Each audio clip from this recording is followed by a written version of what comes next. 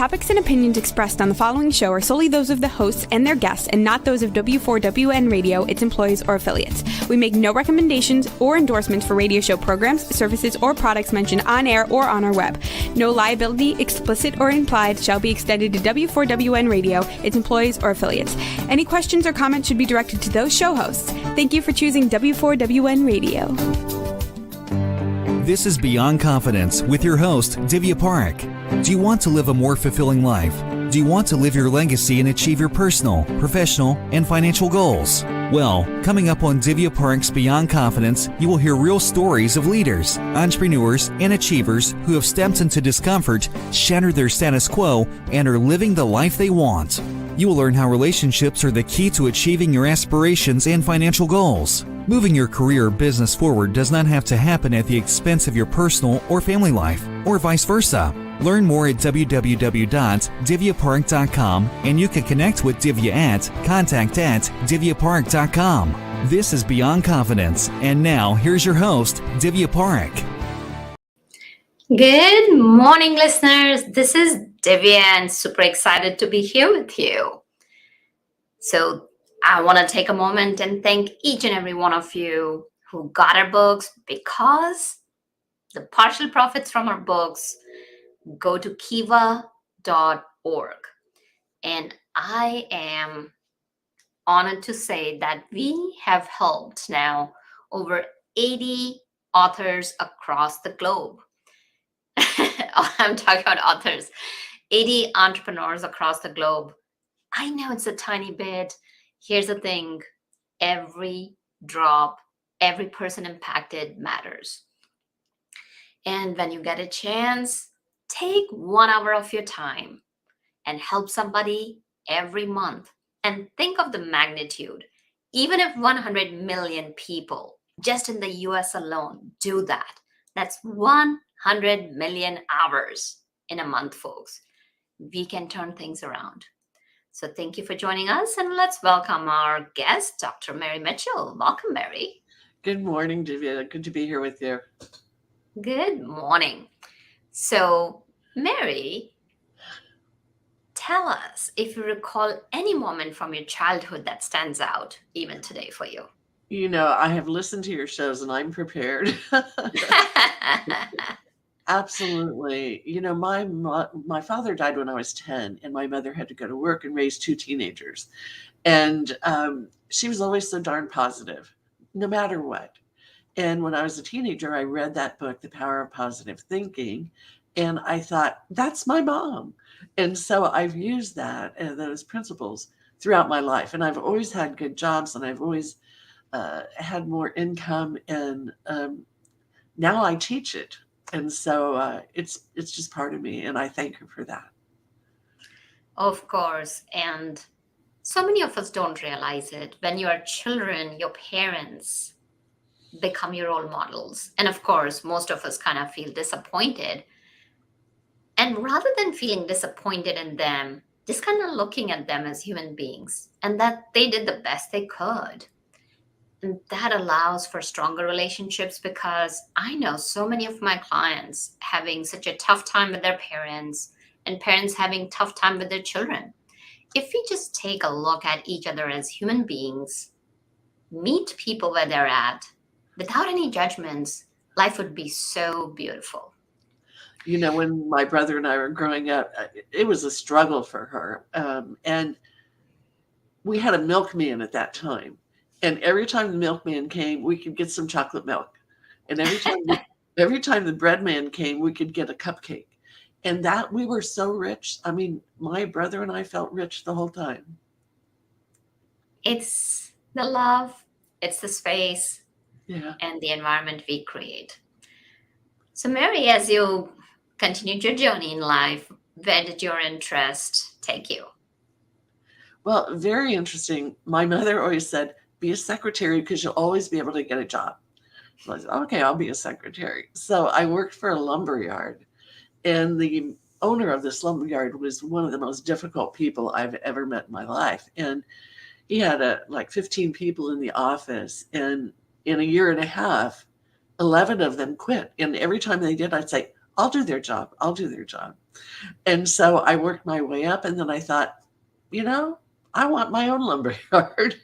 And I realized I needed to go to college. And so I went to Ohio State University, and I have a degree in sawmill management. And then I was hired immediately by a large corporation in Puget Sound, and found myself working with sawmills, buying material from sawmills for the pulp and paper industry. And it was an extremely challenging career, but a positive attitude no matter what. And I was very successful. And from that, I did that for 10 years. And then a company in California was looking across the nation to find someone to buy wood for a wood-fired power plant that they were building. And someone told me about it, and I interviewed for it and got it. And I did that for 10 years. And that plant Hmm. used 100. So, if Go I ahead. may interject, Mary, let's kind of go back to your first job. You Okay. said that you found challenges, that it was a difficult job. So, share with us what challenges were that and how did you overcome?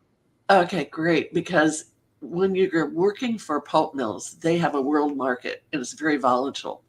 They ship their material all over the world. When you're working for sawmills in working with sawmills in Puget Sound, they're exporting a lot of their material to other countries. So it's a volatile marketplace. One's up, one's down. And so when the sawmills were shut down or curtailed, I was responsible for 400 people at the pulp mills. And so I had Mm. to find very creative ways to get the wood supply to keep those mills running. And when they say never make an enemy in the business, they mean it, because that person may be just who you need when things are tough. Oh, what a powerful statement that you just can't make enemies. And as the saying goes, right? Never burn your bridges. That's right.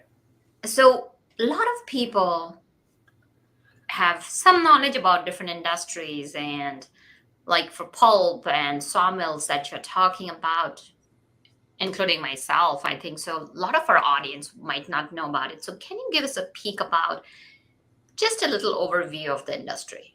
Sure, sure. So I worked for two mills in Puget Sound, and one made pulp. That means they take all the wood, mush it up with water, make a mat out of it, and they cut it up in squares and sell it to other mills, who then add water and make their product. The other mill I worked for made newsprint.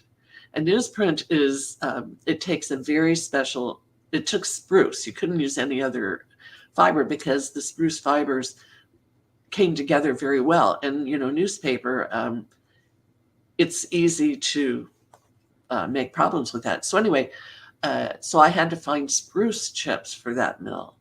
And so then I looked at the sawmills in Puget Sound and British Columbia, because every mill uses a different species and makes a different product. So I had to find the right sawmill to get the right fiber for the right pulp mill. At Port Mm. Townsend, we used cedar and Doug fir, and then at Port Angeles, we used spruce. So you had to find the right species. Then you had to buy them, and usually that means contracting. And so you're negotiating with, I had over 100 different suppliers, and you're negotiating. But the interesting thing is, because there are world markets, I had to renegotiate the price every 3 months. So I was constantly negotiating. So Absolutely. I had to So, know the lumber, I had to know how many logs the sawmills had in their inventory, how they were selling their product, where where where were the barges to bring the product to the pulp mills. I had to negotiate transportation, rail, barge, truck. Um, I had to know what the competition was doing at the other pulp mills. What was their inventory? Were they desperate or were they plentiful? So all of these things worked against the price. And so I was constantly looking at all the aspects of that. And that's why my number one uh, tip in my booklet is, you have to know your market intimately, all about it. Were the Russians buying or not? Was China buying or not? And what were they paying? And so it was very complex. And that was very challenging, because if you didn't investigate the whole thing, you wouldn't even know what the price should be. yeah, definitely. Because, Mary, what you shared was that knowing your market, and we'll kind of come to that. That said, we all use paper day in and day out, from toilet papers to paper towels to napkins to writing notebooks. Paper is part of our lives, and I don't know what we would do without it. And I didn't even know that in different products you have different fibers. Yes. Yeah, and we even had a bag plant at Port Townsend where they made paper bags. So they would run off that type of paper and then take it to the warehouse and make bags out of it. And so Hmm, it's very interesting. And when you think of Bible paper, how thin that is, oh my gosh, it takes the right mix, it takes the right amount of water, how you dry it. It's a fascinating industry. absolutely. And from what you shared with me, I think so. I've kind of hit upon the secret sauce. You can tell me if it's something else. What you shared was that while you were in your first job, you said whenever somebody quit, oh, let me do their job. When somebody else quit, oh, let me do their job. And then that's how you learned the ins and outs of the whole industry. Would that be a fair statement? Of the wood products industry because it was a wholesale lumber company. I didn't know Yeah, anything about pulp and paper, but that's why I was hired to work with got it, got it.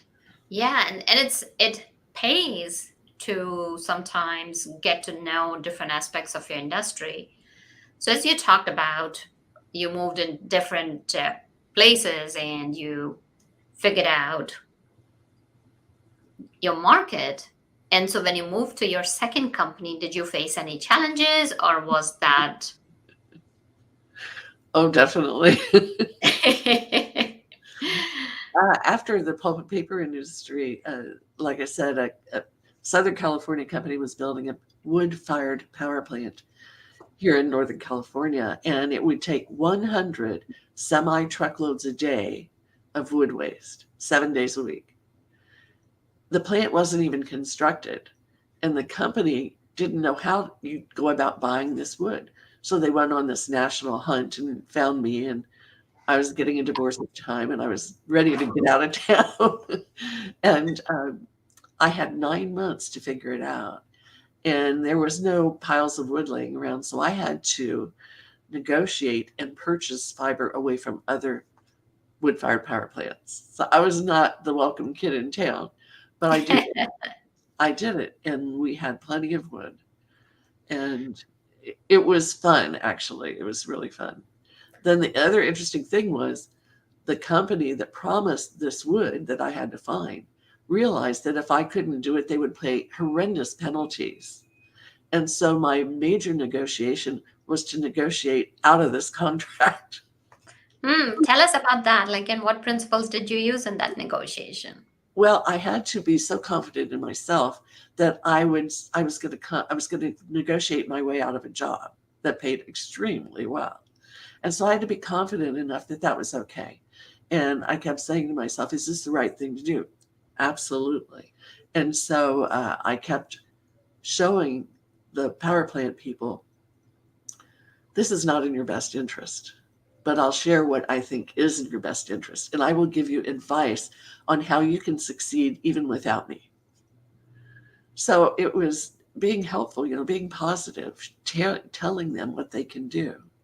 And in the end, they were happy to terminate the contract. And then they hired me to take the job because they knew I knew how to do it. Right. And what it shows is that you're not just kind of abandoning people like, hey, this doesn't work out for me. I'm going to not honor the contract. You're giving them the solutions. Yes, yes. And that to me is being a good person when you're doing that, because you don't want everyone ever make enemies. You don't ever want, people call me even today. Hey, I've got this issue in business. What do I do about it?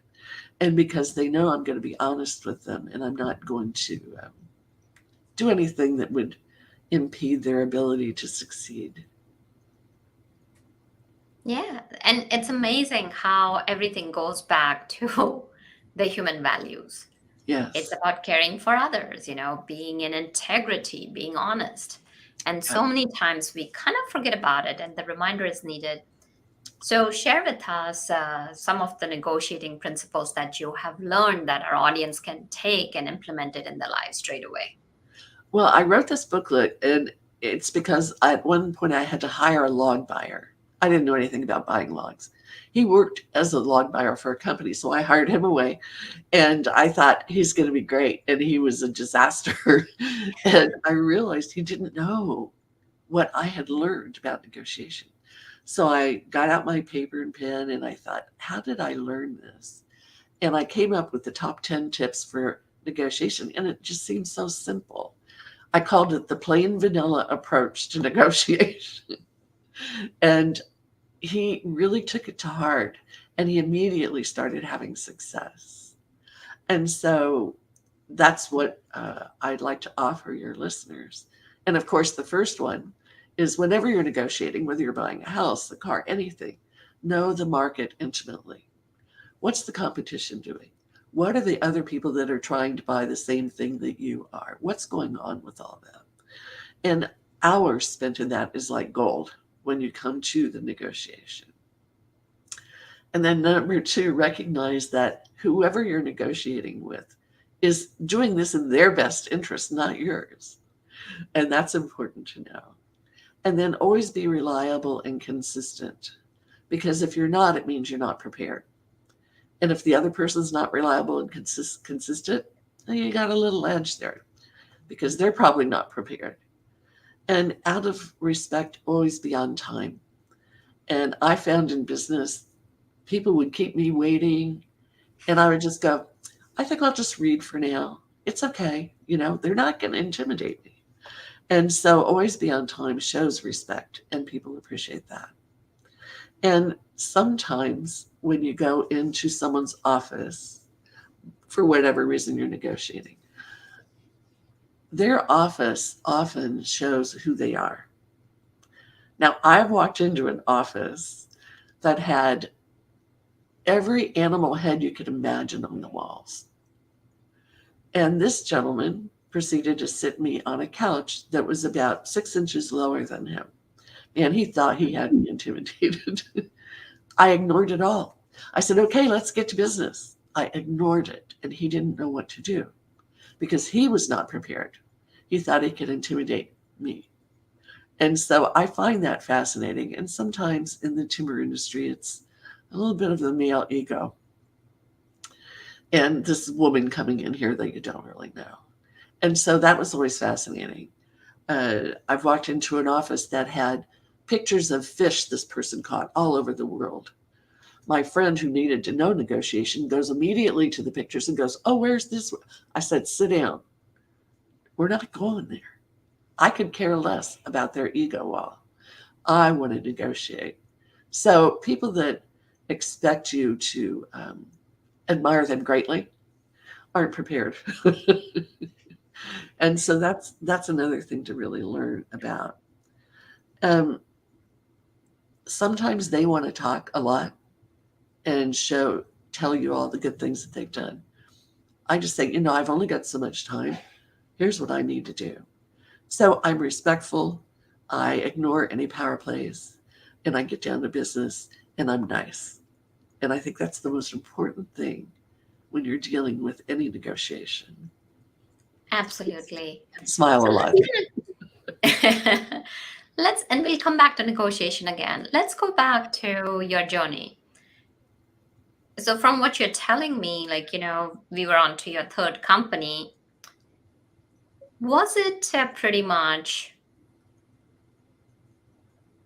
like a male-dominated field, or did you have any other women in that industry? In that wood fiber industry, it's really a West Coast wood basket. The wood and lumber and pulp and paper move up and down.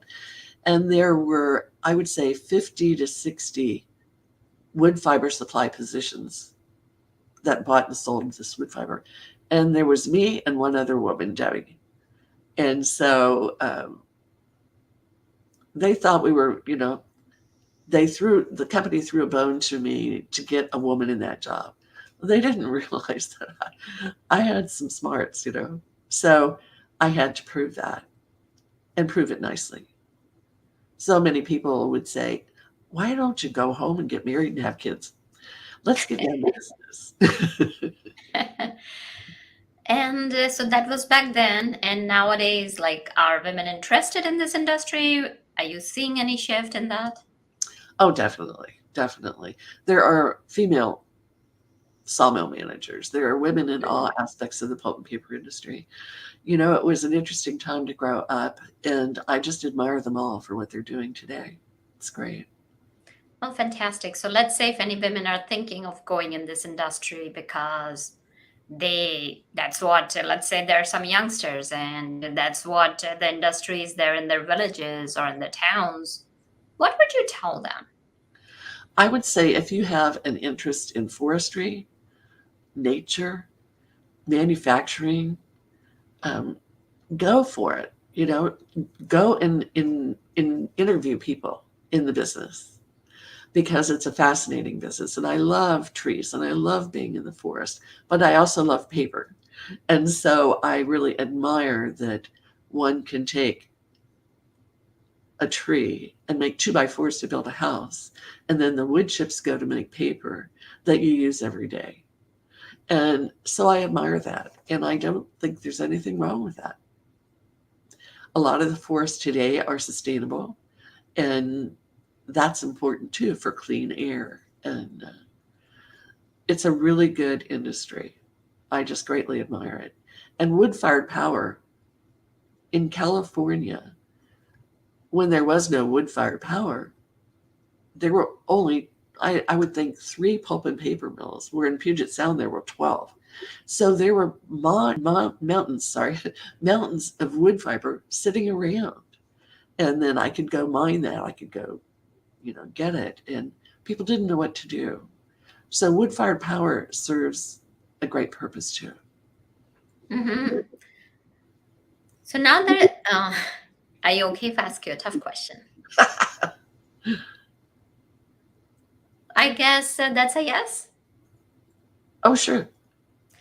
So a lot of people may be listening, and a lot of people don't realize it, right? When you're sitting there, you're using the paper, you don't think that it's coming from trees. We tend to disregard it. And I know that there are a lot of paper mills and pulp mills that are replanting the trees. Can you tell our listeners how does that work? Because there's only a limited supply of trees. Oh, there's trees growing all the time. Most of the timber companies replant. Now, it takes time for those trees to grow. But for instance, in the South, their plantations, they can harvest those every 15 to 20 years. It takes a lot of acreage, but that's okay. So you plant and then it grows, and you harvest and plant and grow and harvest. So I admire the people that use that much land to grow trees, and it's healthy. It's healthy for the air. Now, the people in Puget Sound, of course, at one time that was all old growth, and people didn't think about that way back when.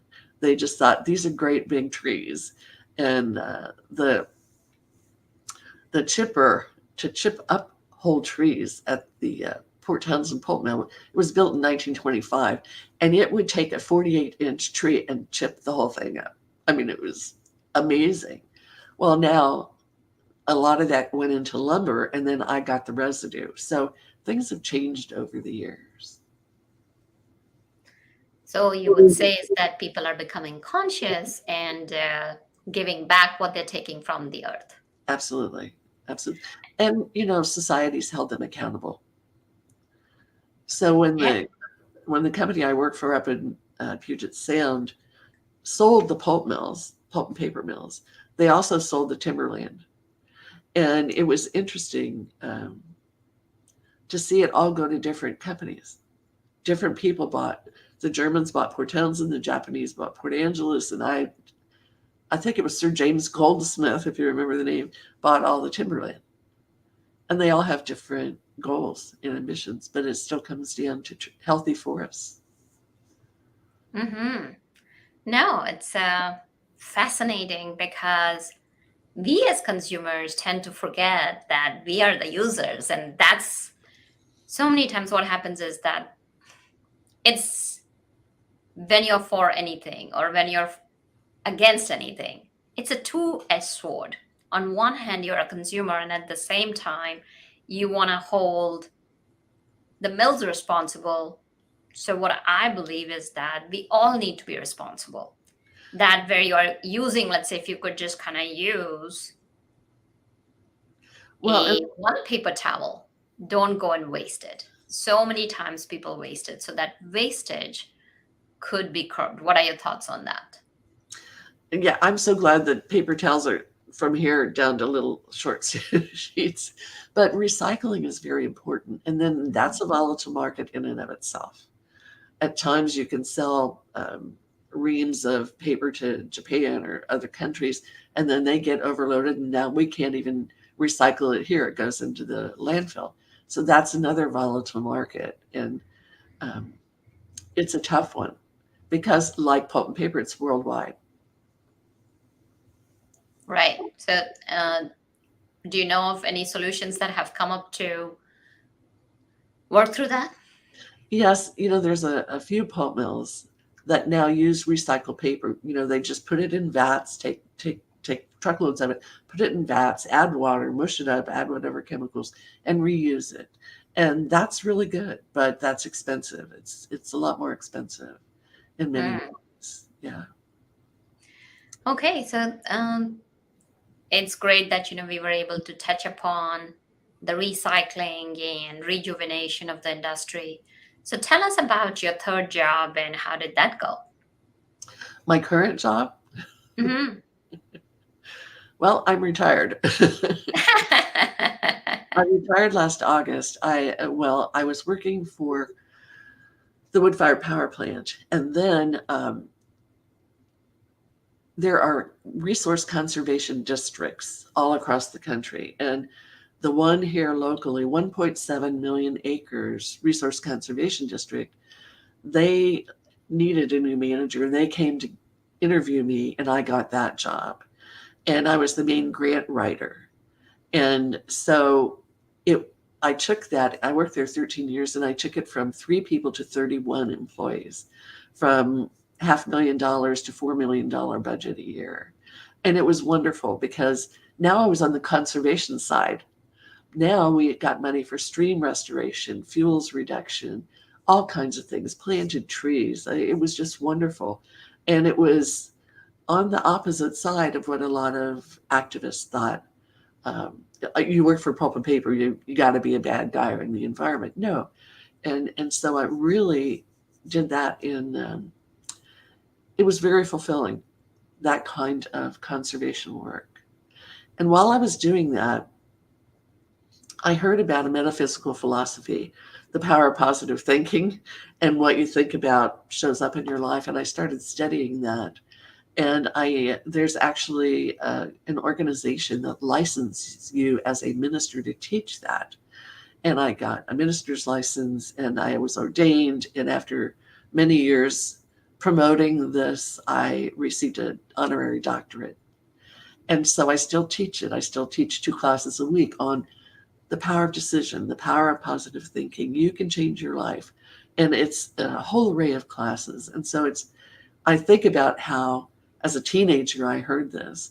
And now, as a retired person, I'm teaching it. And it's just a nice circle. Well, that's fascinating because it's important that you're giving back, you're teaching classes. So, you talked about being confident, you talked about being positive. So, we have taken a look at some of the principles. Tell us, there are usually in any negotiation must haves and nice to have principles because negotiation is not just about what you want, it's about what's favorable to the other party, what is the common ground that you can create between yourself and the other party so that it's a solution that's beneficial to both. So when people are sitting down, and even before they go to the negotiation table, it's like they're looking at their best options, nice to have, must haves. How did you prep before going to a negotiation? Well, I'll tell you about the toughest guy I ever negotiated with. He had this 3 sawmills. I mean, ego, major company. I won't tell you what it is, but he would only give me 10 minutes of his time. And in that 10 minutes, I had to describe all the things I was telling you about, what inventories are here, who's doing what, what's going offshore. Blah, blah, blah. And then I would say, and that's why I'm willing to give you a $10 increase in the price. Or I got 3/5 of Johnny Walker for this one. I told all my people in our department, I'm going to get a $30 discount. And they said, nah, you'll never do it. I prepared.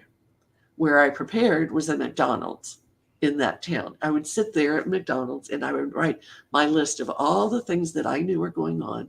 And I went, this is pushing the price up. This is pushing the price down. So I went in with him and I said, here's my list.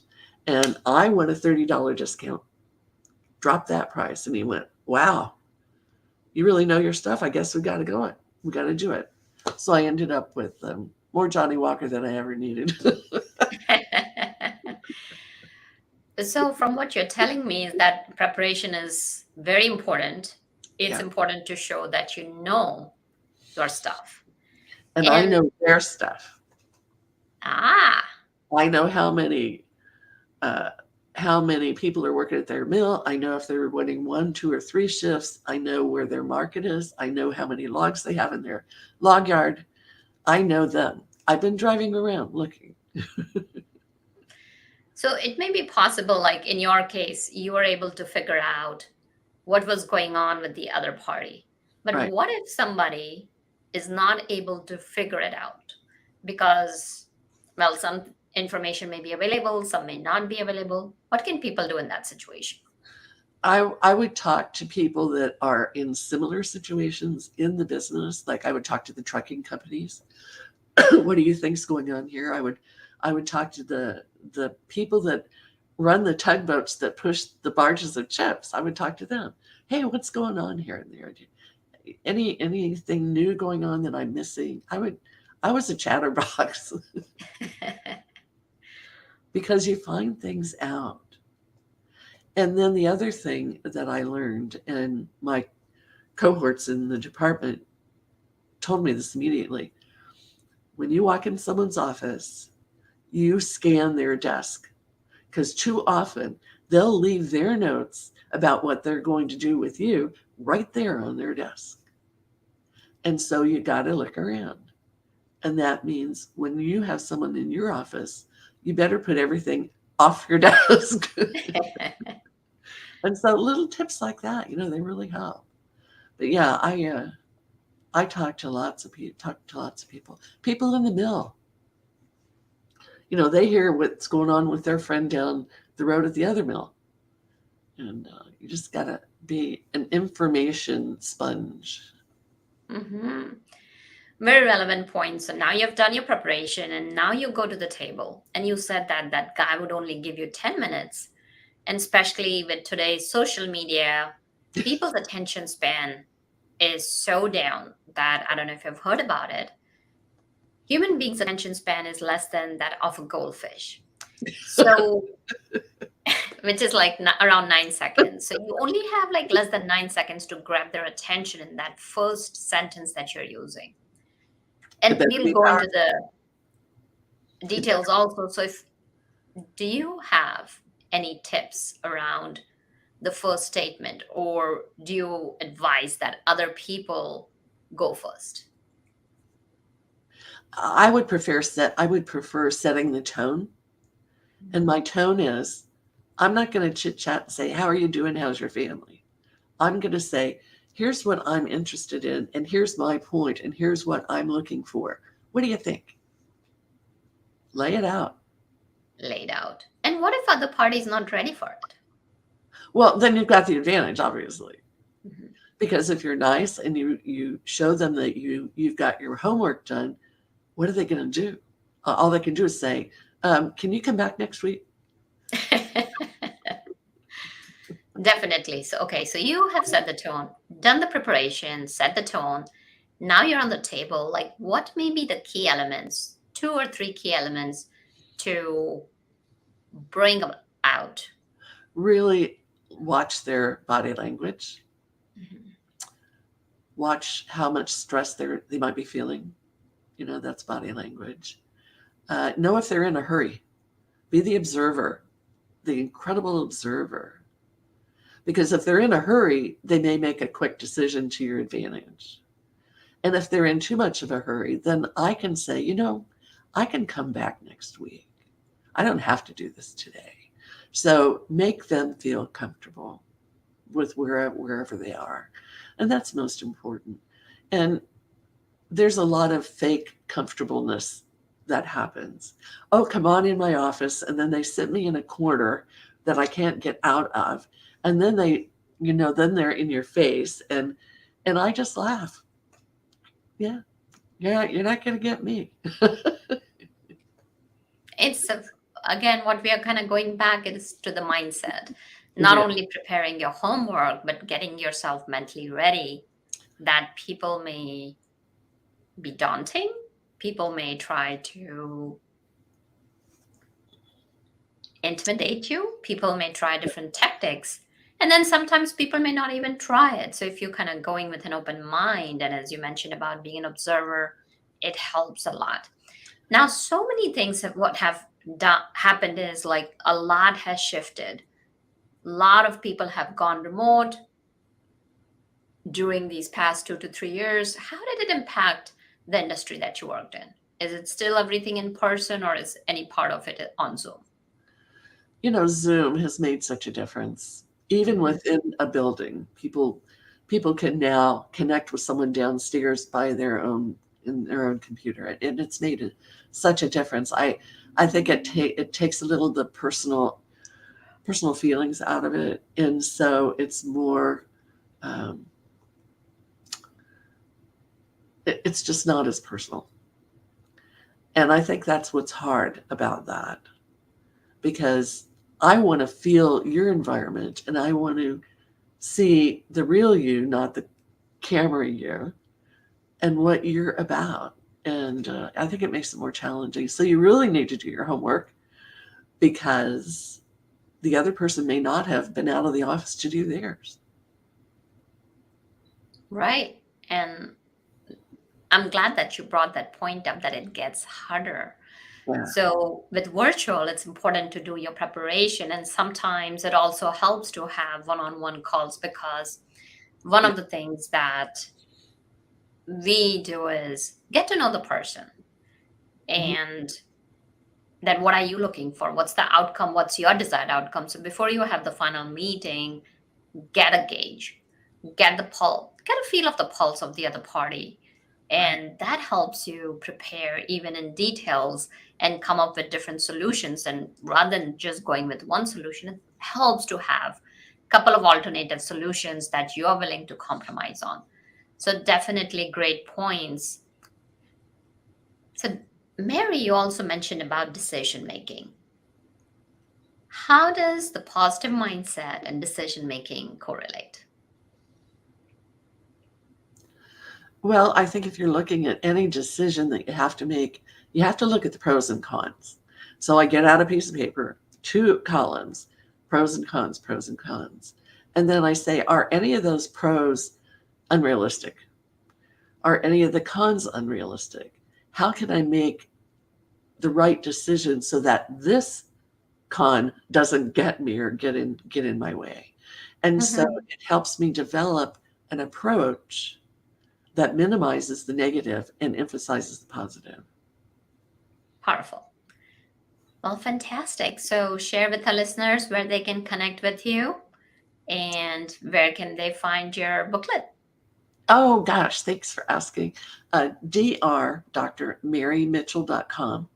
And on there, it's a very simple webpage. It's only 4 pages long, but it has a whole page, because I've written 7 books, and I have 2 booklets, and it's right on there. And you'll see it because it has a scoop of vanilla ice cream on the icon. So how did the concept of vanilla ice cream relate to negotiation? It was when I was writing down everything I had learned, and my mind said, "This is so vanilla," It's so simple, and I thought that's a good description. And yet, when I read it, it's really challenging, specific, and it really is amazing. So I don't know, plain vanilla just says, okay, you can read this. It's not that hard. Right. It definitely makes sense. And so besides teaching classes, what's next for you? Oh gosh, I have a prison ministry because I wrote for 7 years. I wrote a magazine article, a monthly magazine article on the power of our mind, power of positive thinking, and a man in prison for life found one of these magazines in the prison library, and he liked it, and he wrote to me, and he said, "Would this philosophy help me adjust to life without parole?" And I said, "Of course." And we've been corresponding 13 years. And he has gone from a deadly gangster to what I call a prison Buddha. And this past February, this behind me right here, this is the cover of our book, My Search for Ancient Wisdom, One Prisoner's Journey of Transformation.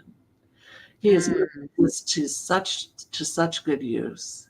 He's now teaching prisoners this philosophy of power, the power of your mind, the power of positive thinking, what you believe you will achieve, all these things, Norman Vincent Peale. And I'm just so tickled with that. So I have 4 prisoners that have found me. I don't go looking for them. And I'm helping them shift their attitude, shift their, Michael, the prisoner, he said, "I'm now comfortable with life in prison. I've adjusted to it. It's what I'm meant to do because now I'm teaching others." And I thought, that's just awesome. So that's my life. Wow, that's very powerful. And I'm so glad that you're sharing the wisdom with people and helping them transform. So thank you for joining us, Mary. And It's been a pleasure. Absolutely. Any last words for our audience? If you put your mind to it, you can do anything. I love that.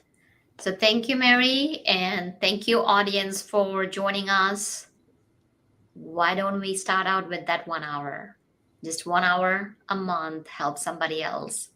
And also take care of yourself because it's important. You are the most important person in your life. Take good care of yourself and reach out to us with any questions, suggestions, because based on your suggestions, we bring our guests so that we are able to serve you and support you to live the life that you deserve. So thank you for being part of our family, and thank you, Juan, for making the show possible technically. Until next time, be well and take care. Thank you for being part of Beyond Confidence with your host, Divya Parekh. We hope you've learned more about how to start living the life you want. Each week on Beyond Confidence, you hear stories of real people who have experienced growth by overcoming their fears and building meaningful relationships. During Beyond Confidence, Divya Parekh shares what happened to her when she stepped out of her comfort zone to work directly with people across the globe. She not only coaches people how to form heart connections, but also transform relationships to mutually beneficial partnerships as they strive to live the life they want. If you are ready to live the life you want and leverage your strengths, learn more at www.divyaparekh.com. And you can connect with Divya at contact@divyaparekh.com. We look forward to you joining us next week.